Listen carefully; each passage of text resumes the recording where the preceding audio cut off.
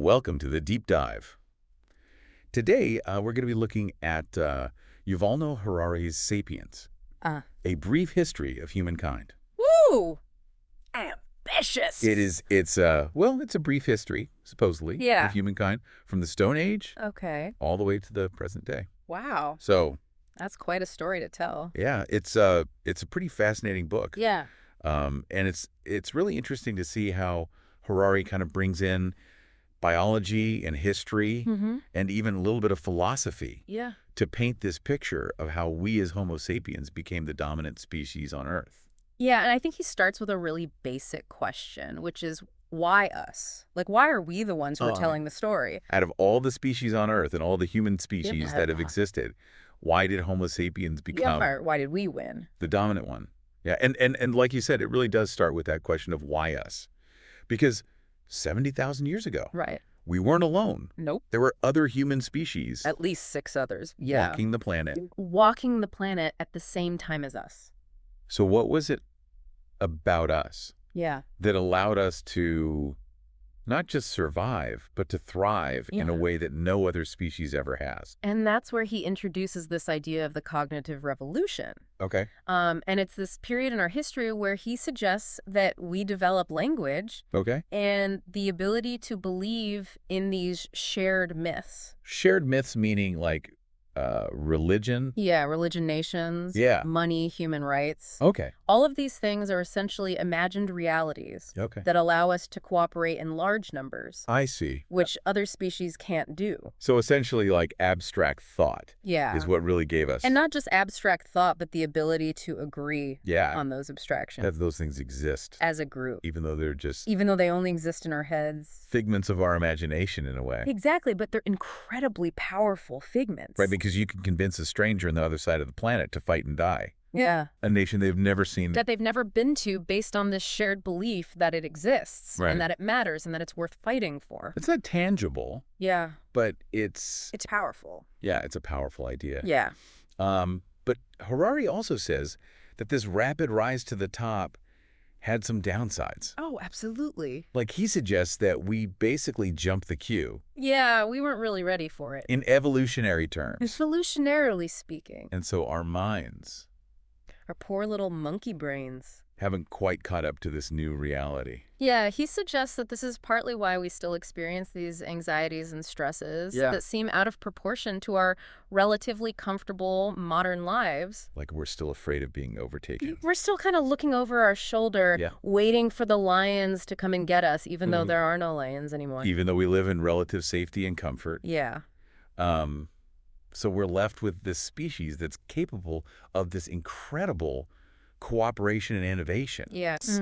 But also prone to this deep anxiety. Yeah, anxiety and this kind of unease. And that sets us up perfectly for what comes next. So what happens next in the Sapiens story? Well, then he takes us to the agricultural revolution. Okay. Which traditionally we think of as this great leap forward. Yeah. But Harari challenges that.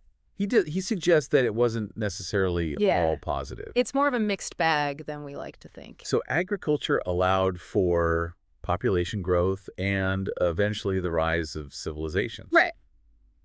But he argues that it also came with a pretty hefty cost. It did. It did. Yeah, this is one of the parts of the book that I found the most surprising. Yeah, it's kind of counterintuitive, right? Yeah, it seems like it would be a win-win. Yeah. Why wouldn't we want to control our food supply? Exactly. But he argues that actually for individual humans, the shift from foraging to farming often meant a decline in quality of life. Yeah. So instead of having this varied diet from hunting and gathering, people became reliant on a few staple crops, which made them more vulnerable to famine if those crops failed. And then the need to tend crops also meant backbreaking labor, often under the control of these emerging elites. So he suggests that this is actually where we see the beginnings of social hierarchies and inequality. So agriculture, while enabling progress in some ways, also introduced new forms of hardship and social division. Exactly. And he also makes this really interesting point about how agriculture changed our relationship with time. So foragers lived in the present. Right. They moved with the seasons and the availability of food. Right.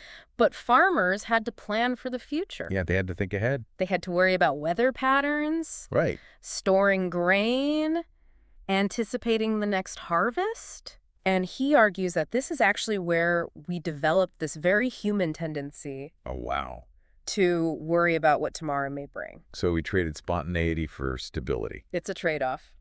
Yeah. It's always a trade-off. But at the cost of constantly anticipating future problems. Exactly. It seems like there's a pattern emerging here. Yeah, what's that? Every advancement for Homo sapiens seems to come with a hidden cost. That's a very astute observation. And this theme continues. It does. As Harari moves into exploring the rise of empires, money, and religion. The big ones. Okay, so let's dive into that. Let's do it. What does Harari have to say about these massive forces that have shaped human history? Well, he says that empires, money, and religion are all prime examples of what he calls imagined realities.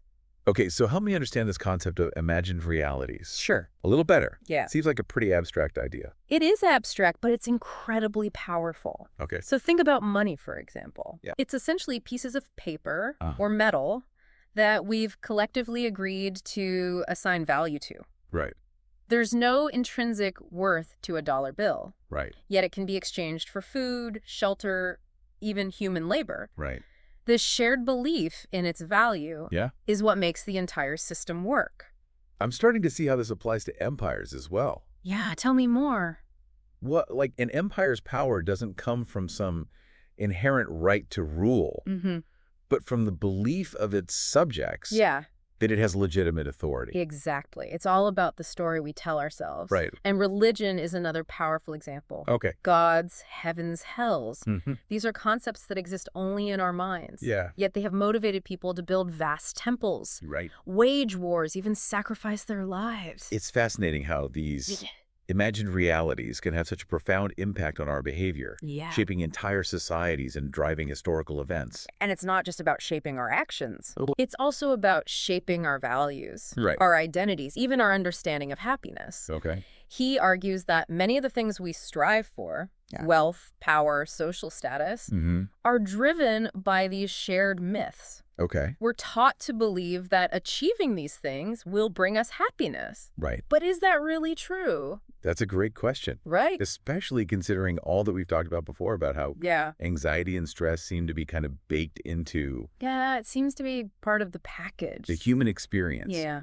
Does Harari offer any insights into whether we're actually getting happier as a species? He explores this question from a lot of different angles, looking at philosophical perspectives, and he even draws on some insights from Buddhism. Okay. He points out that despite all of our material progress, there's no clear evidence that we're any happier than our hunter-gatherer ancestors were. Wow. In fact, he suggests that this constant pursuit of more might actually be contributing to our dissatisfaction. It's like we're on this endless treadmill of wanting, never quite reaching a state of contentment. Yeah. Always striving for something more, always feeling like we're not quite there yet. And this brings us to another major turning point. Yes, it does. In Harari's narrative. Tell me. The scientific revolution. One of my favorites. He argues that this period marked a radical shift. Yeah, a real paradigm shift. Yeah, in how humans view the world. Yeah. And acquire knowledge. And this is where he contrasts science with religion. Okay. So religion assumes that the answers are already known. Right. They're contained in sacred texts or revealed by prophets. Right. But science embraces the idea that we don't know everything. Okay. In fact, we probably know very little. So instead of relying on revealed truth, science actively seeks out knowledge through observation, experimentation, and constantly testing assumptions. Yeah. Always questioning, always trying to refine our understanding of the world. And this shift obviously had profound implications. Absolutely. Like it led to an explosion of new discoveries, technological advancements, and this growing understanding of the natural world. It really changed everything. But didn't this new knowledge also come with its own set of challenges? Of course, every rose has its thorns. Like the 20th century saw some pretty devastating applications of scientific advancements, like nuclear weapons. A dark side of progress. Yeah. But you're right, he doesn't shy away from those darker aspects. Okay. of this scientific revolution. So he's not trying to sugarcoat it. Not at all. Okay.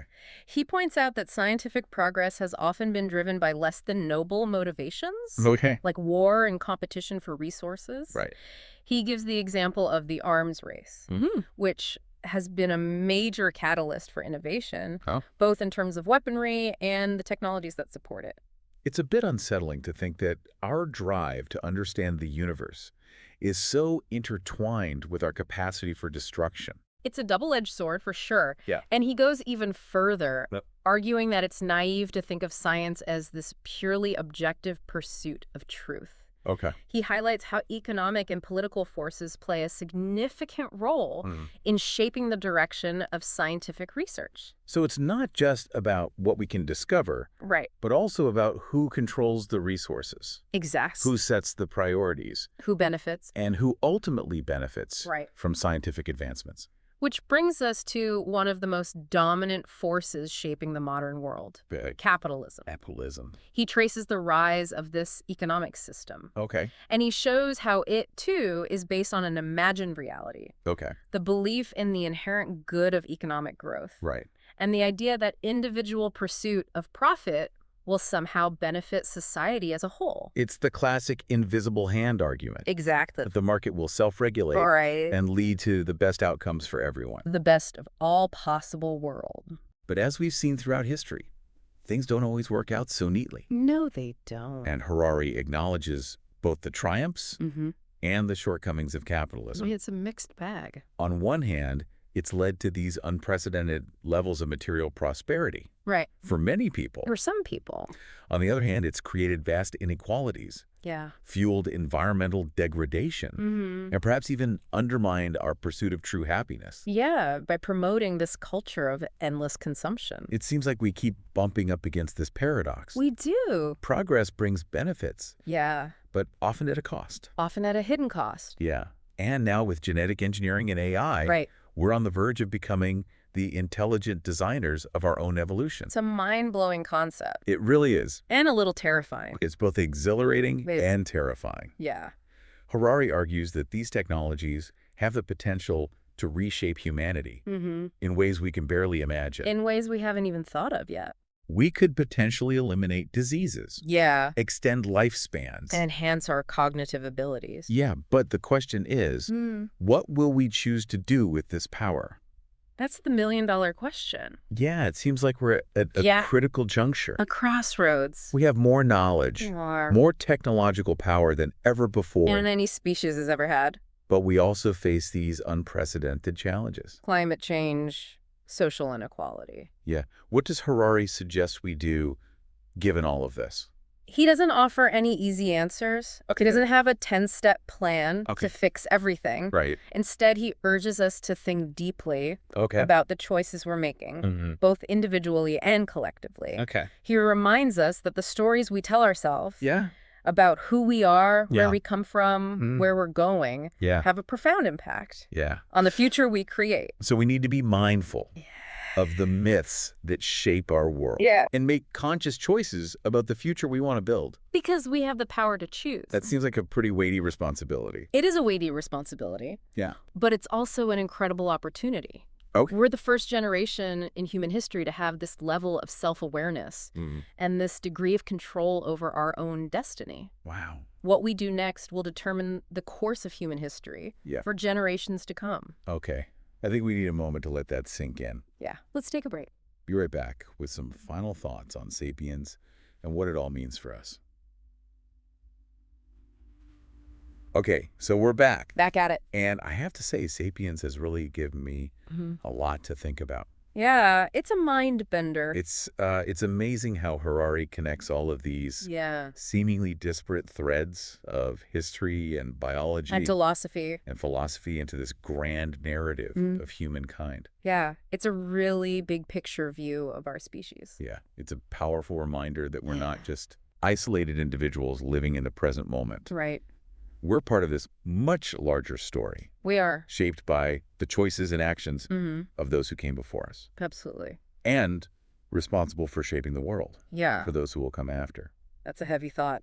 It is. Yeah. So as we wrap up our deep dive into Sapiens, What are some of the key takeaways you hope listeners will walk away with? Well, I think one of the most important things is this awareness of the power of imagined realities. Okay.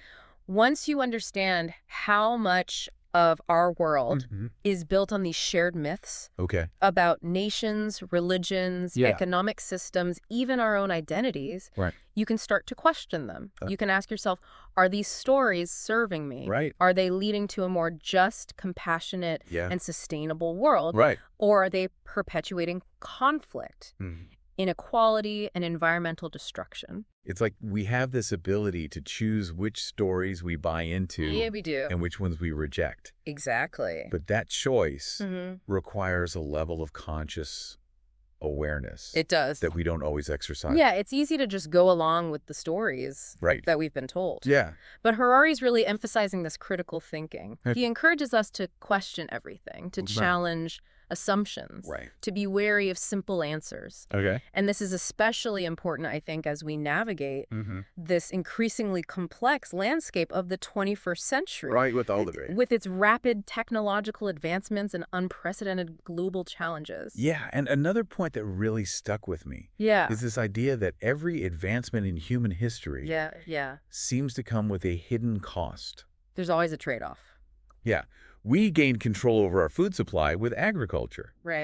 But it created social hierarchies and new forms of hardship. We developed powerful technologies, but also unleashed the potential for unimaginable destruction. The power to create is also the power to destroy. It seems like there's always this... The balancing act. The trade-off. But recognizing those trade-offs allows us to make more informed choices. Exactly. It encourages us to think about the long-term consequences of our actions. Instead of just chasing those short-term gains. And maybe it also pushes us to consider whether there might be alternative paths to progress. I like that. Paths that prioritize well-being and sustainability and the common good over individual gain or national interest. It's a different way of thinking about progress. It is. It's a powerful thought. It is. It's like we're at this crossroads in human history. We are. Where we have to decide what kind of future. What kind of world. We want to create. Do we continue down the same path, driven by the same old stories? The same old myths. Of competition, consumption, and dominance. Or do we choose a different story? One that prioritizes cooperation, compassion. Connection. And connection. And I think Sapiens reminds us that we have the power to make that choice. We're not just passive passengers on this river of time. We're the ones steering the boat. Wow. And that's both a huge responsibility and an incredible opportunity. So maybe the ultimate takeaway from Sapiens is a call to action. I think so. A call to examine the stories that shape our world. To question our assumptions. To question our assumptions. To make conscious choices that lead to a future we can all be proud of. Well said.